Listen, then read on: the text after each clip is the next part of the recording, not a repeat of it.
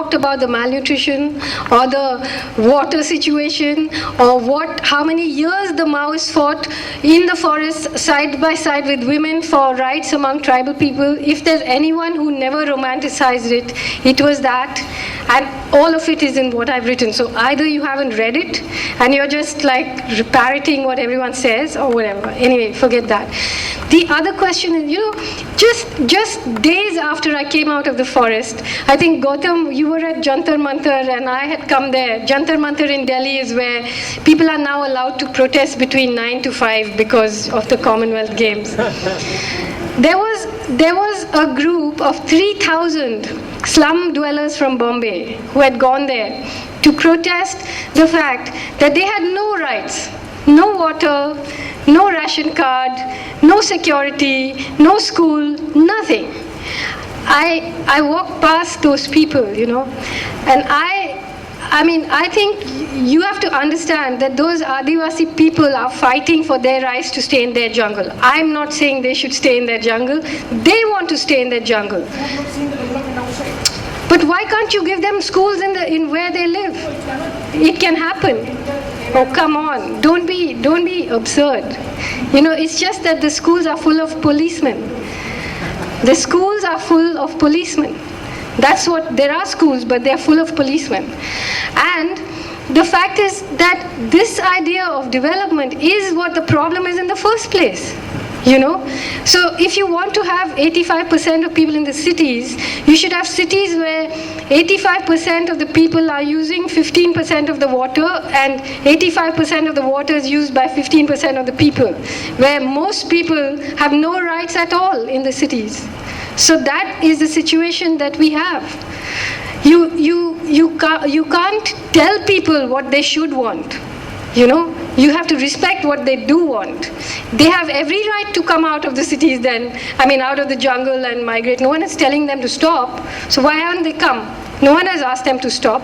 People want them to come. They go every year as contract labor, as road labor, as mirchi pickers. Why do they come back? They don't sit there and enjoy the benefits of the city. They all come back. Why? And the issue of the elections, what you're talking about, that's an important thing, because today if you look at the mathematics that underlies the elections, you see that this government that is in power today, which all of us think of as a government with a comfortable majority, compared to what goes on these days, it has a small requirement for coalition.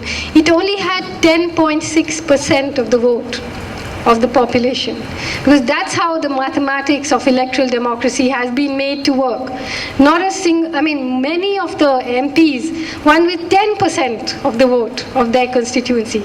So for them to claim that they actually represent a majority is totally wrong. And that's why they are mostly millionaires, the MPs, because they can just buy that. They can just buy the coverage. They can just buy the media. They can just pay off people to come and vote. A Dalit MP friend of mine in Tamil Nadu was telling me, MLA, he said, I can't go to my constituency anymore because people have just been turned into beggars. They just come there and say, if there's a flood, give me a TV. If there's no flood, give me a TV. Give me a bicycle. People have just, and this whole thing, the whole way in which the state is now beginning to function, like the Employment Guarantee Act.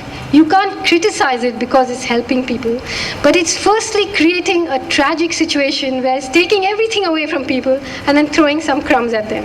Then you can't say don't even throw the crumbs, because that's a terrible thing to say, but it's making people into zombies, crazy. And they don't even get that money anyway. People have to immolate themselves to even say that we are not getting the money. So I think there are very serious questions here but fundamentally, I think this question about the cities and jungle is a very, very serious question, because you have to understand that the questions being raised here are about our ideas of ourselves. Who are we? Maybe it's us that needs to be reformed, not the Adivasi. Maybe it's the doctors and the lawyers and the teachers and the writers, all of us. You know, I might speak fluent English and so on, but I consider that just like a Maoist has snatched an AK-47 from the CRPF and is using it, I have snatched this, but I'm using it against the people who gave it to me, you know, because I don't think that this is going to get us anywhere. I just want to add one thing. I mean, I find this whole argument about development, it's a very interesting argument, and it's been hammered at us again and again. Chidambaram, in his interview with Tehelka, in fact, pointedly said, I mean, do you want the Adivasis to live without shoes, without schools? Do you want them to continue to live there? This is an old debate, he said. He says, no. This is the only way in which the Adivasis will get schools, will get better, they'll get jobs, etc. But it hasn't happened.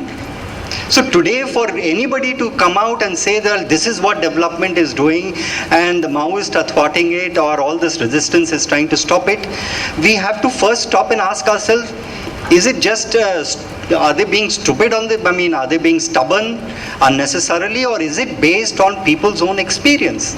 And secondly, I think there is also a point that one has to say.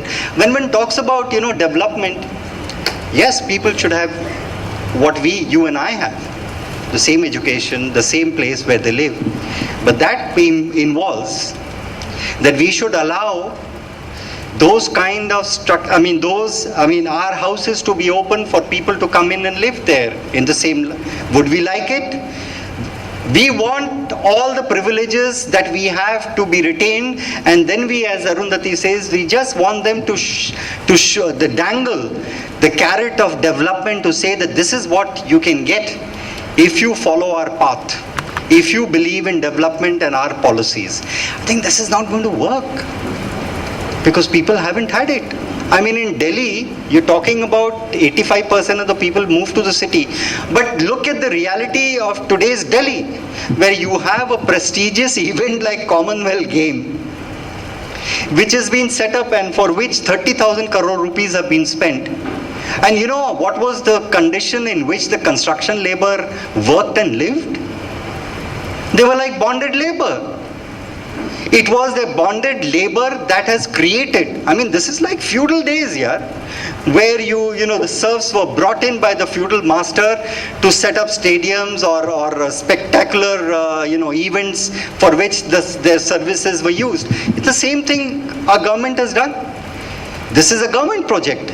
They could have emerged as a role model for rest of the society, for